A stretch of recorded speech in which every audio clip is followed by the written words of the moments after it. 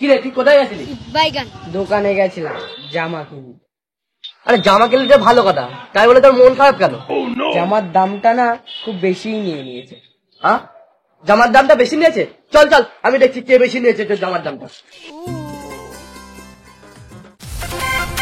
আমি আছে না, কোনো চাপ নিবি না। দাদা, দুটো জামা দেখাও দেখি। হ্যাঁ দেখাচ্ছি দেখাচ্ছি। দেখো এইটা দেখো, এই জামাটা দেখো। যখন রাস্তায় বেরোবে না, পাবলিক তোমার দিকে হাওয়া করে তাকিয়ে দেখবে। একবার হাত দিয়ে দেখো। না এটা না, এর চেয়ে একটু ভালো দেখি দেখি। এইটা দেখো তাহলে, এটা একদম টপ টপ। এই শার্টটা দেখো। হ্যাঁ, এটা বেশ ভালো। এটার দামটা কত? এটার দাম বেশি না, মাত্র 60-80।